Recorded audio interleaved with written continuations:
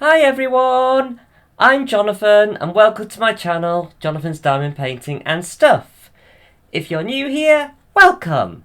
And if you're coming back to me, welcome back. I'm so glad to have you here today. Right, all the usual stuff. If you like my channel but haven't subscribed yet, please please consider subscribing for further content. I try and do a video a week at the moment, focused on my mental health and anything diamond painting related, like unboxings and tips and tricks, as and when they come. Okay, and if you like this video, please consider dropping a like on it. It just helps the algorithm and my videos to be found. Okay, so this is going to be a whip and chat video. I am working on Magical Potions by Nathanael Mortensen. And actually, it's fantastic new artist to Dak because this was his first one. I think he does some artwork for for games and for like board games and that sort of thing, and he's had some of his art turned into jigsaws as well. Well, there's a mystery painting that's coming out 5 p.m. today. This is as is today when this video is filmed. I don't know as of this video whether there'll be any stock left of this painting or not by the time this goes out.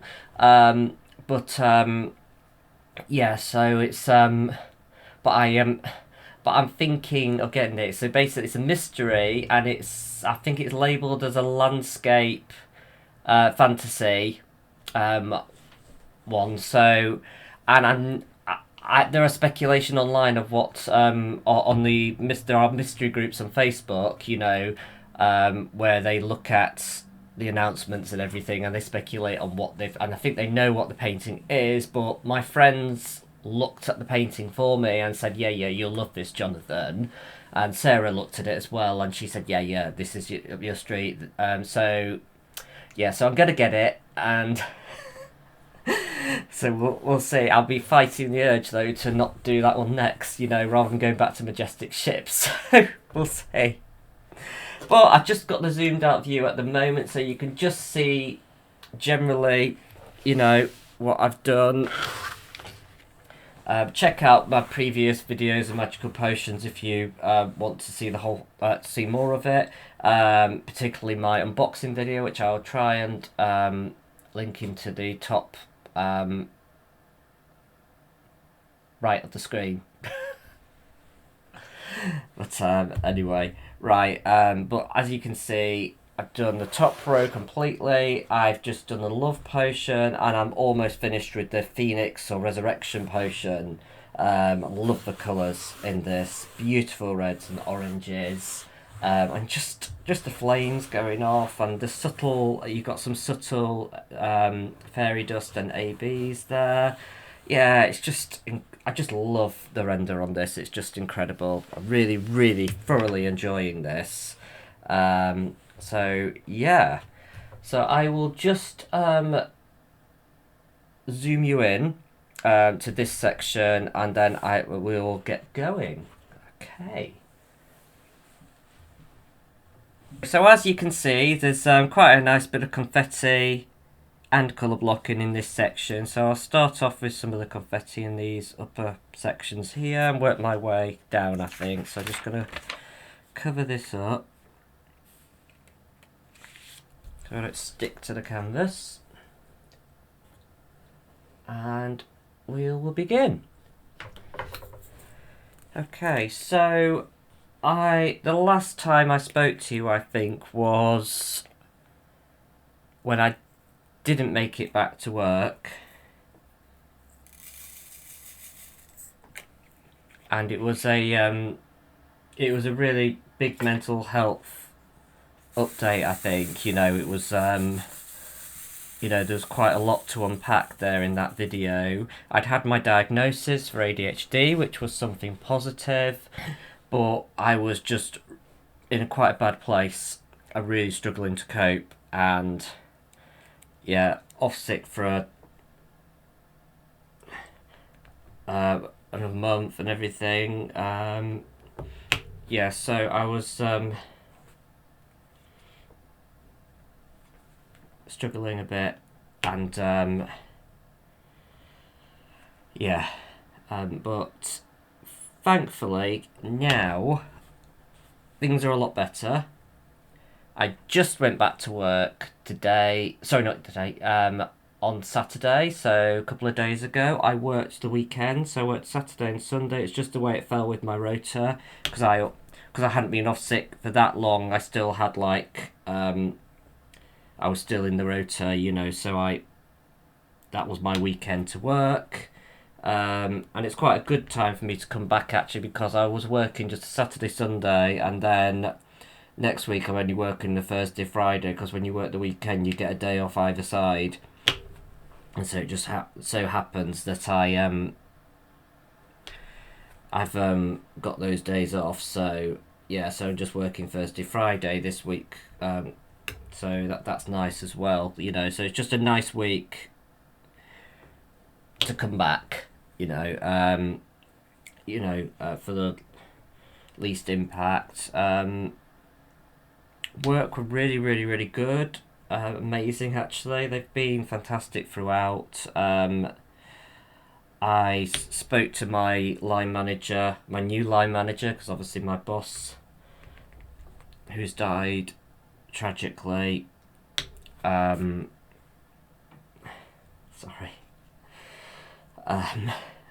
Yeah, I spoke to her about stuff and everything, and about patients I would like to see and everything. As it happens, my team only has one care home, and that's mainly managed by the other part of the team, because it was their care home before everything got merged together.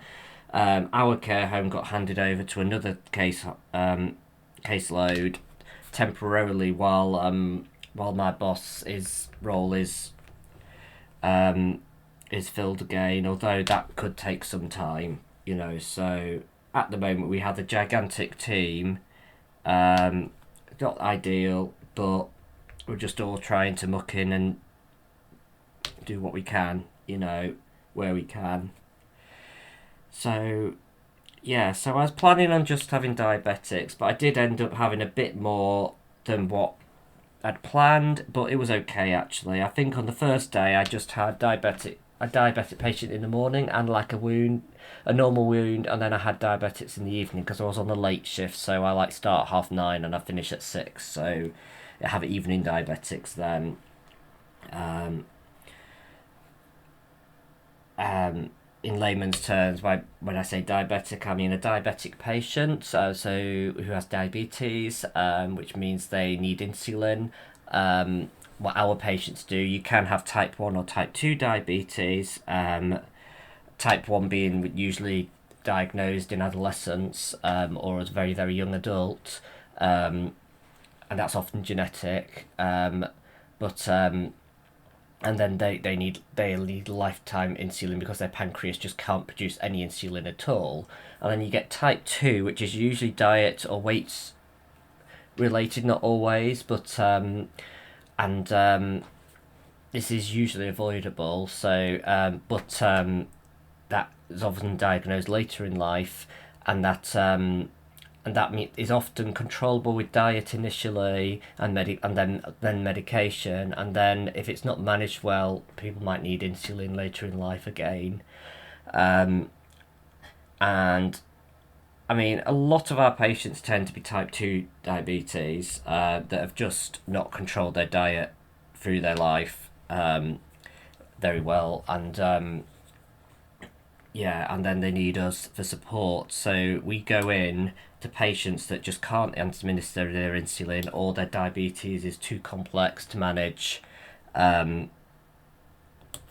themselves, So yeah, and we go in once to twice a day depending on the patient, but we actually probably have a bit too much input at the moment, and we're trying to wheel back on how much we can give because our service is finite. We only have so many resources, and at the moment It's a big problem.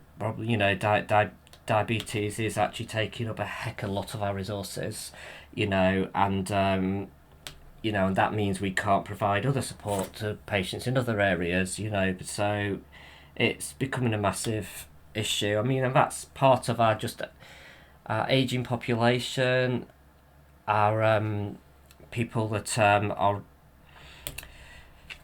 people are getting more chronic health conditions as people are living longer, and yeah, so it is an issue, you know, and we're just trying to manage things the best we can. But yeah, so that's what I'm talking about when I talk about diabetic patients. So yeah, so and then I think an unplanned visit for a catheter came in. That's like where we need to just change a catheter that's blocked or bypassing. You know, it's a problem with the catheter, and so I thought I was available. I only had like the one patient after my diabetic, so I just after my diabetic I went and did that. You know, and that was a patient I knew.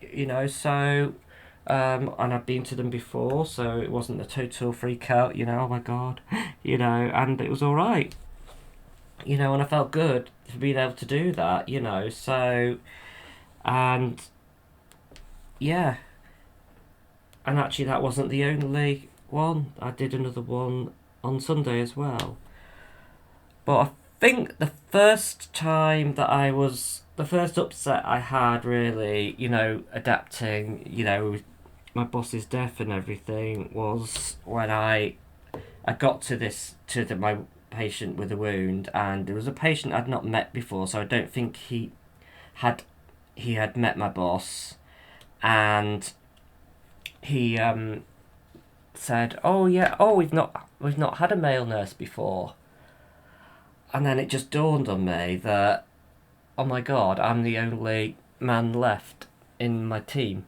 at the moment, you know, and I didn't really think about it at the time.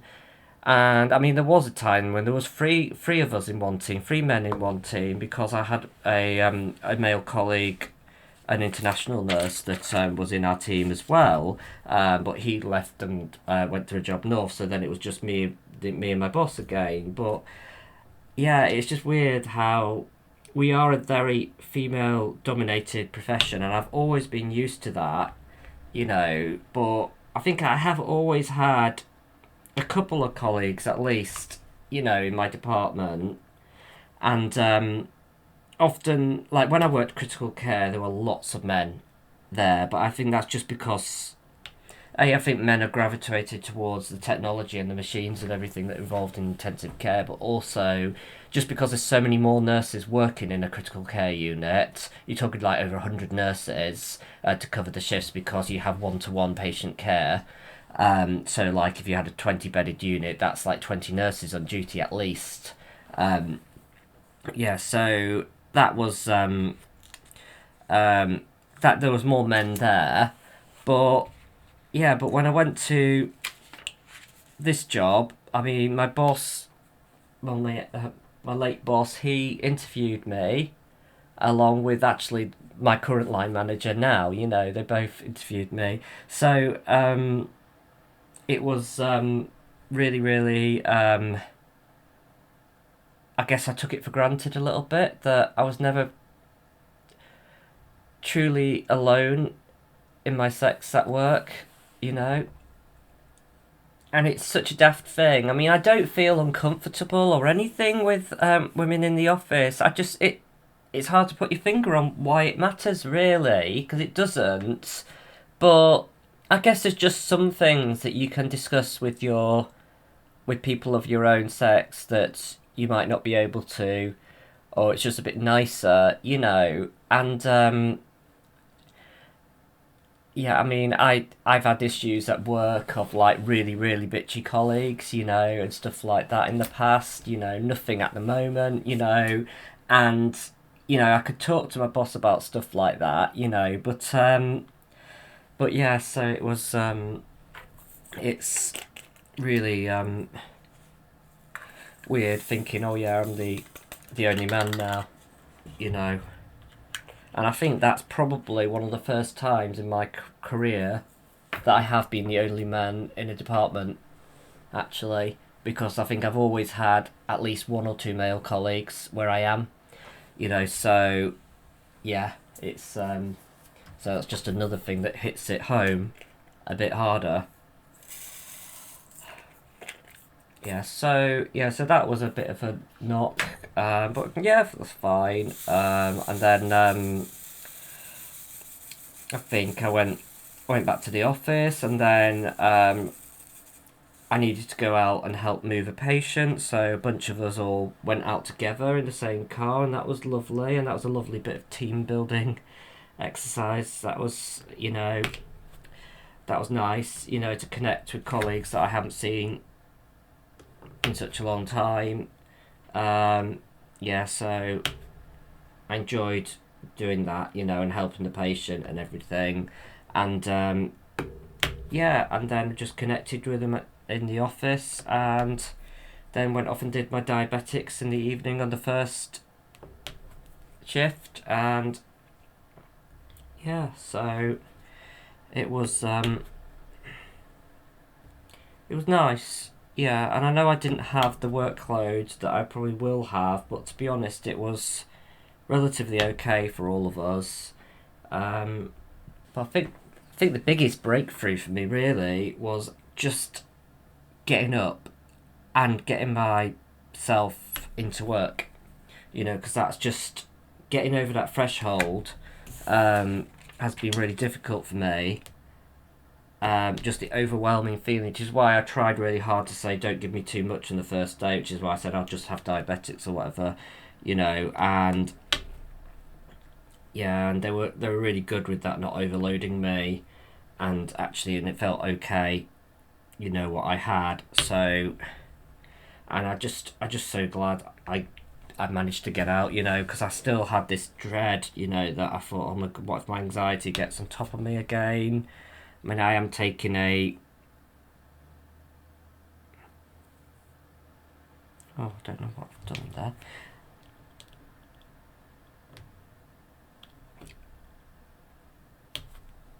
Yeah, I am taking a drug to help with anxiety. It's one I can take, it's a drug called propranolol.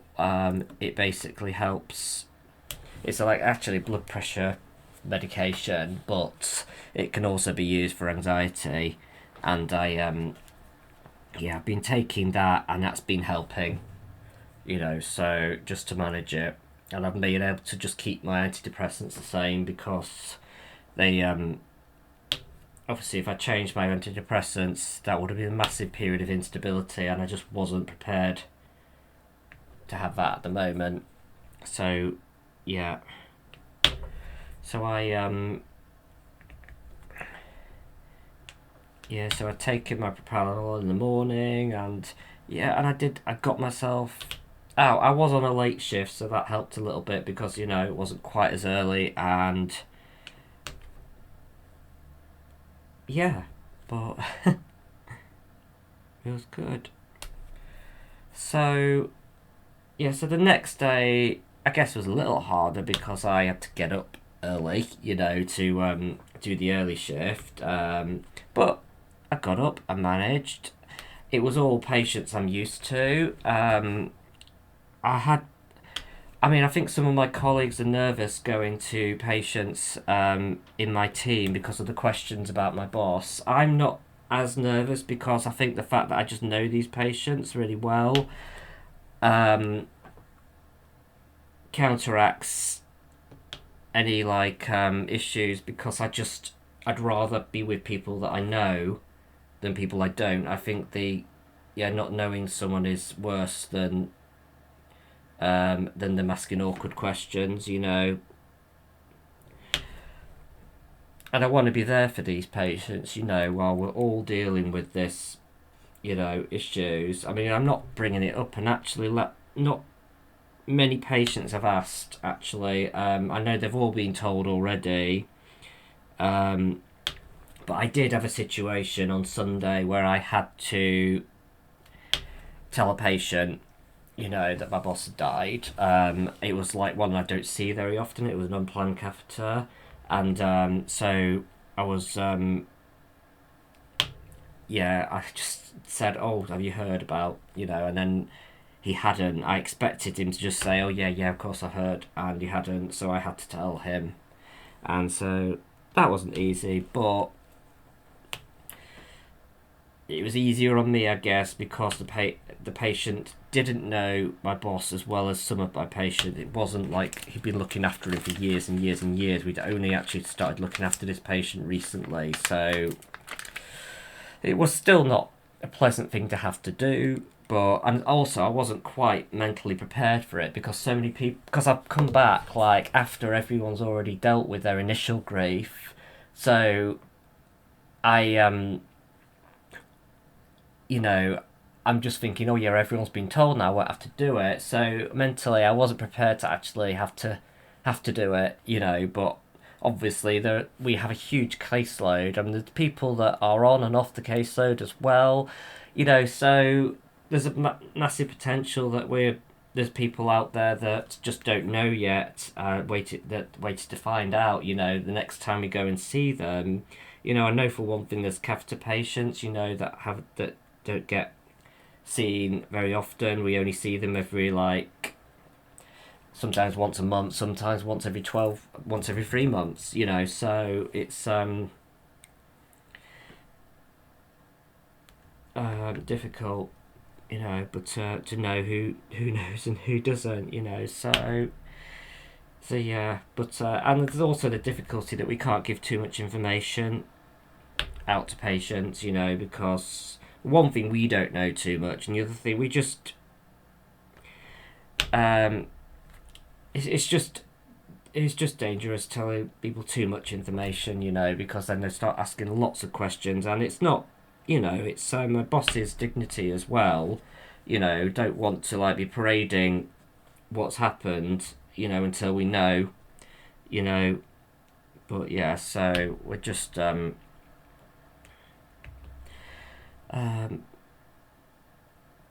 but my work have been really supportive about it. They're making it so anyone that wants to go to my boss's funeral can go. And so I'm definitely very much taking them up on that. Sarah, my bestie, she used to work in that team a few years ago, and so she knew my boss quite well as well, so it hit her quite hard too. And yeah, so she's going to come to the funeral to support me because she knew him too. And yeah, but yeah, but we're all going as colleagues, you know, so there'll be a lot of people around, you know, that where did I put that? Well, I guess the other thing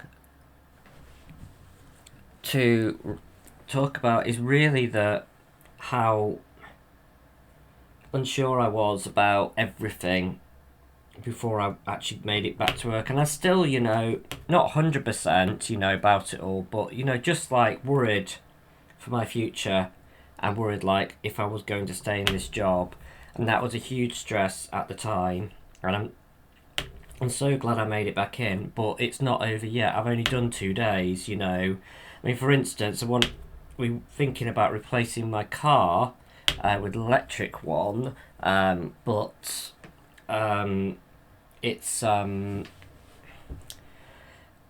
most ideal at the moment to get a lease, and I can get a really good deal lease with my work. But if I do that, then and I leave, I have to like pay up the lease, you know. So I have to be comfortable in my job and know that I'm going to stay for the duration of the lease, which is about 36 months, I think. Is that about 3 or 4 years? You know, so I've got to be comfortable,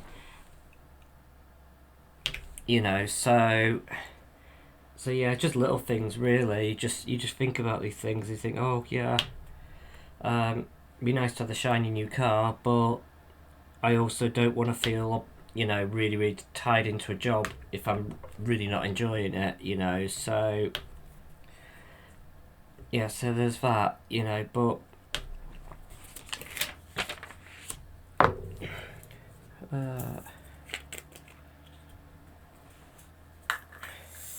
But sorry, I don't want to continually talk about my work for the whole video, you know. I should talk about other stuff. There is other stuff going on in my life. I looked after my nephew about a week, last week. It was absolutely amazing. My sister came here, and because I don't know if I've told you, my sister is doing a boot camp course, you know, so really really quick course of about 12 weeks, I think, to be able to work as an early years worker, qualified, you know, to look after children in like nurseries, because she really enjoys looking after her son. And my sister was a soprano and really struggled through COVID to cope. You know, it was a very very stressful situation and caused untold health issues. You know, so yeah, so she basically got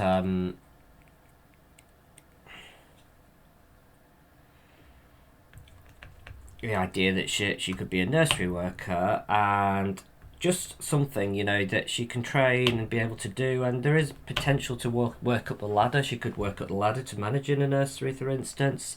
But it's just something, you know, that she can do to support her husband, support her son, you know, particularly when he's old enough to go to school and everything, you know. So she's doing that, but because it's a video call all day, so she's trying to do it.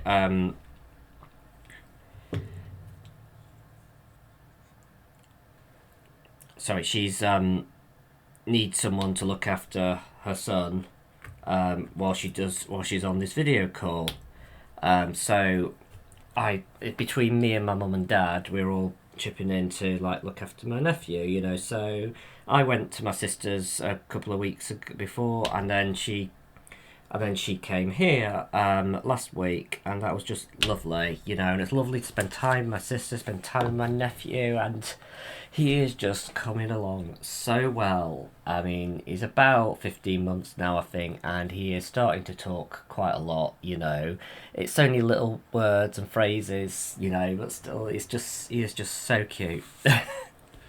I mean, he says, he's like, "Oh no!" It's like one thing he says a lot, and it's appropriate. Like, he'll fall down and he'll say, "Oh no," or he'll drop something and it's "Oh no." Sometimes it loses all meaning, you know, like he just keeps saying it. But yeah, and he says hi. He says hi when he like meets you or says hello to you for the first time in the morning.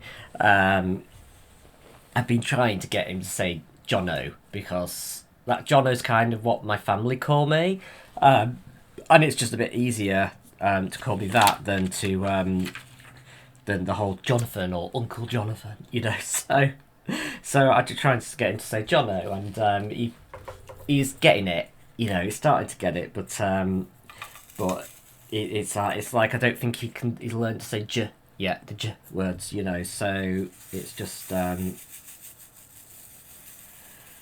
but yeah, he's just adorable, such a happy child, and absolute pleasure to look after him, you know. And yeah, there's one time I was getting him his snack, and we try not to say snack until, you know, it's ready, because he knows the words, obviously. And then I said, "Getting your snack," and then he ran. You know, I went through to the kitchen, and he always follows you because he's toddling now, you know. And then I said, "I'm getting your snack," and then he just ran up to me and hugged my legs. It was just like the cutest thing ever. But yeah, so he's doing doing really, really well, you know. So that is an absolutely amazing thing that's happened in my life, you know, that being able to look after my nephew. So it just, I guess, gives me some semblance of meaning in my life as well, you know. Because it's hard when you don't have kids, you know, to think like what is your reason for being here, you know. And I have lots of reasons, you know, but I enjoy being what I hope I'm an advocate, you know, for good mental health, for talking about your mental health, you know, for helping people, always being open. My Facebook group is always open, and my messages are always open, you know. If anyone's struggling or needs help, you know, I'm there, you know, if I can. But yeah, it's always difficult when, you know, you've got a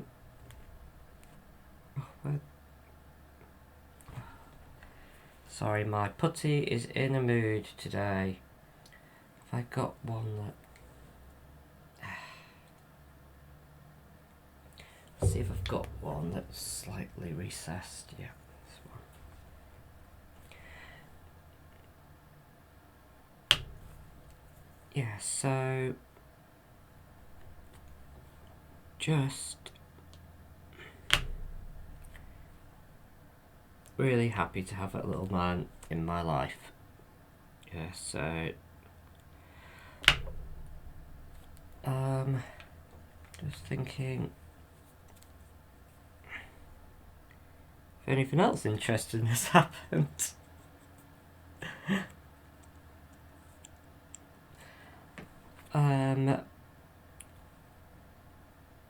Also, I was very kindly donated a prize from Dawn, one of my really, really good friends. You know, she won our hashtag Spring Alongathon prize and kindly donated it to me because I'd donated quite a lot of stuff to her in the past. So she said, "Oh no, I don't. You can have this, Jonathan." So I bought a kit, one of the new kits from Diamond Art Club. And that is coming, but it's very, very slow. For some reason, they were on a delivery delay for a lot of their new kits, so I decided to what did I decide to do? Oh yeah, so I had to wait for that, and it wasn't until I think about Friday, I think it was shipped, and then it's not actually coming till next Monday, so it's a very, very, very long shipping time this time, but it is free, you know, so you can't complain too much, you know. But yeah, but it's just sometimes in the UK we get lucky and they ship it with DPD. Or is it DHL? No, it's DHL, sorry. And they just ship a lot quicker, and often you get upgraded to the faster shipping, depends on when you put it in and everything, you know, so that's good. But that didn't happen today, this time, sorry. So I'm waiting for that one, but I will show you what it is and everything when I unbox it. But what I've picked. And like I said, I'm very tempted. I think I'm going to get the Nathanael Mortensen, the same artist as this mystery one that's coming out today. So that'll be exciting as well. Although I'll be fighting the urge to do it. But yeah.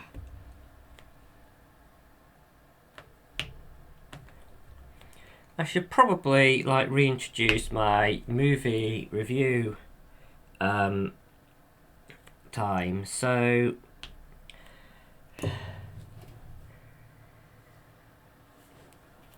So there's a few old films I watched recently. Well, a couple of films. One of them which was Avatar, um, and the other which was Titanic. And they are both films that are made by the amazing director James Cameron.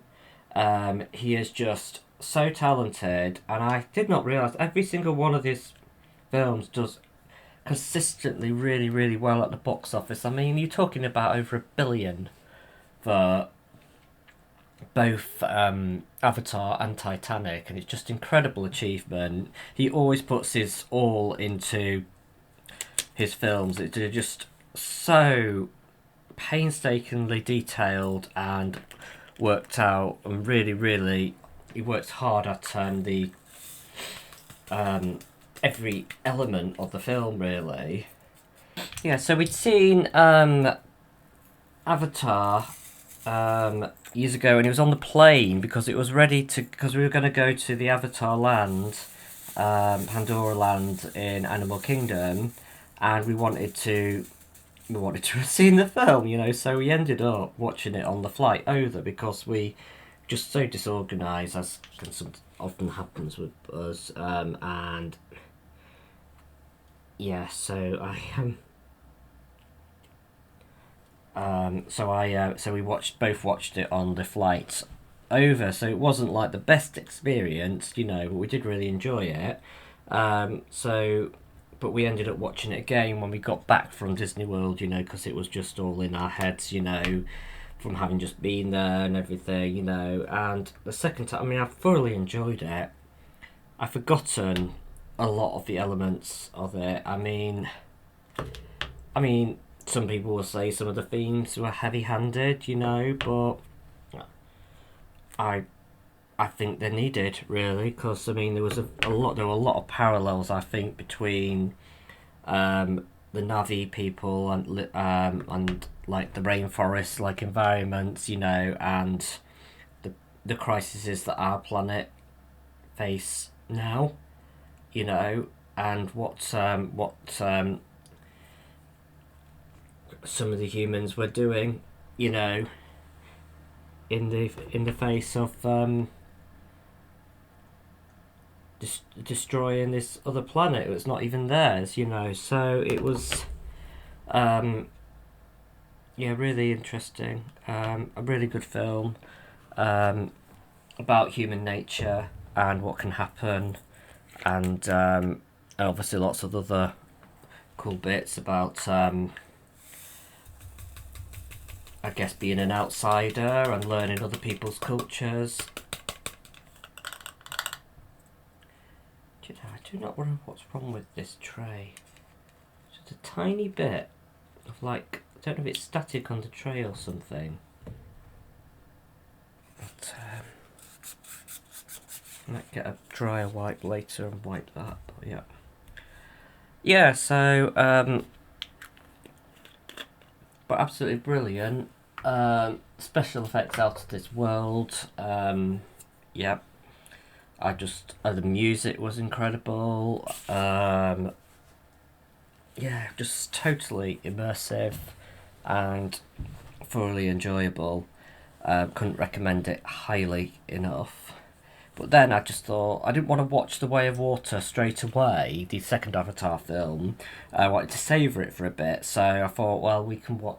I said to well, why don't we watch one of his other films, like either Terminator or Titanic? And so we decided to watch Titanic. You know, I mean, it's a mammoth, but it's like 3 hours and 15 minutes. Yeah, but we did, and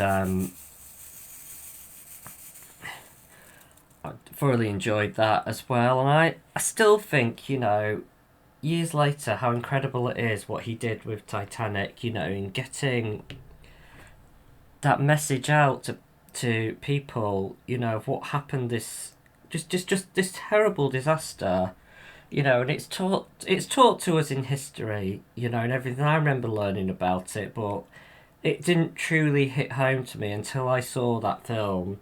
And I didn't see it when it first came out, because I don't know if I said before, but I don't tend to watch things when they're so hyped up, so I tend to like let it die down a bit, and then watch it, because I feel like it's more on my own terms and I'm not being um, molded by other people in whether I like this film or not, because I just remember when Titanic came out, it was really teenage girls, that saw it multiple times, that I think brought the revenue up for that film. But but but that aside, it's he just the way he resurrects that ship, and he rebuilds it, and just takes you through a window into what that time must have been like, what it was like for all those people on that ship. Um, I still find incredible, and it is one of the greatest movies ever made, and just the fact that he chose to make that love story between Jack and Rose, and that in itself, is kind of what makes you. Because I think otherwise it would have been a glorified documentary. It would have been completely boring. People wouldn't have connected with it. But when people have a reason to connect with something that's relatable, then it's a lot more. I wouldn't say enjoyable, but it's more of an experience, I guess. Um, when you have that connection with it, and we all did, didn't we? I mean, who couldn't be, connected with those two tragic lovers,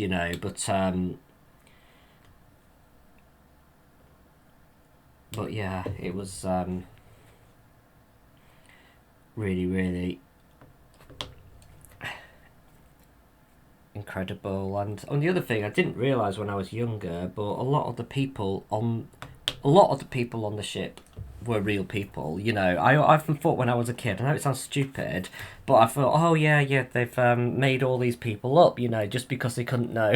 But of course, they did know everyone that was on that ship and how they acted and everything. So a lot of people are the real deal. They were real people that were actually on that ship. But I think the Rose and Jack and I think Cal, all those characters they were fabricated. But yeah, there was a lot of people in that film that were actually real people.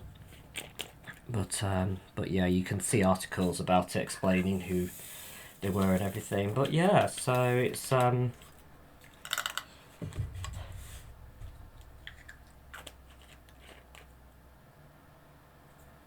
only recently I watched a Supernatural episode where something happens which makes it so that the Titanic actually didn't sink, and the ramifications of that. So that was interesting. But yeah, so I just but I do enjoy that film, but I know it's a very tragic thing to put enjoyment on, but was a very good film. But I thought he did very well in honouring all the people that died on that ship and how horrific that was, but and just to think, I guess it couldn't really happen now because we have radar and we have all this technology, although we did have a disaster in the Mediterranean recently, I think, where I think the captain was found guilty of manslaughter, because I think 30 people died in this one, and he I can't remember. I think you're supposed to put it on like some kind of autopilot or something, and he took it off because he said he knew the waters or something. I think that's what I've been told. But and then yeah, so he just basically killed all those people through arrogance, I guess. But Yeah, but I think he just hit the underside of the island. But accidents still happen. Maybe not on the level of Titanic, but I think we have lost. Ships have gone down, you know. So, but obviously the lifeboat issue, you know, that will never happen again because of Titanic, you know. So, and in a way, an accident like Titanic had to have happened at some point, because the safety laws would never have been changed, you know, until that happened, you know. So it's shocking, but that's the unfortunate thing with human nature. You can't you don't ever get change until something bad's happened. People can say, you know, oh yeah, this could happen, you know, and everything, but at the end of the day, it's not. Nothing changes until something bad happens. It's really depressing, but it's true, you know. But the fact is that we do change, you know, we adapt, we learn from our mistakes, and we strive for a better world. But anyway, enough deep stuff. Going forward, I think I'm going to do some more unboxings. I've got that new one coming. I'll hopefully have that mystery coming, which I'll do unboxings for. I've also got Fairy House from Diamond Art Studio that I'll try and do an unboxing for. And I've got a few others, but you know, so yeah. So I hope that will keep you all stimulated. I want to do a slightly different type of framing, but I've not completely worked it out yet. I'm going to try and frame one of my paintings that I've done and myself, but obviously not as good as a framer. But I just feel that there must be a good, simple way to just do a basic framing job, you know.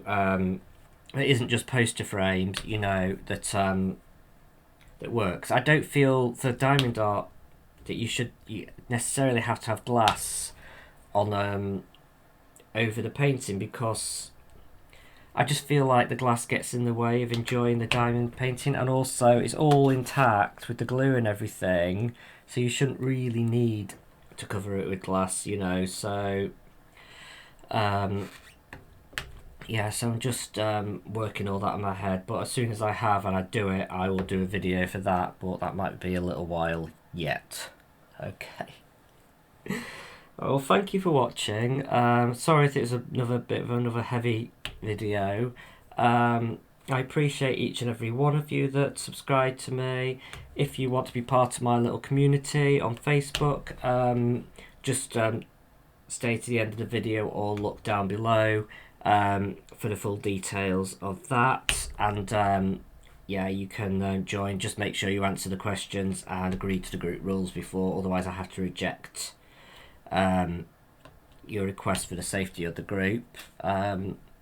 But yeah, so it's been lovely talking to you all. Hope I've not bored you to death. And I'll see you again soon. As always, bye for now.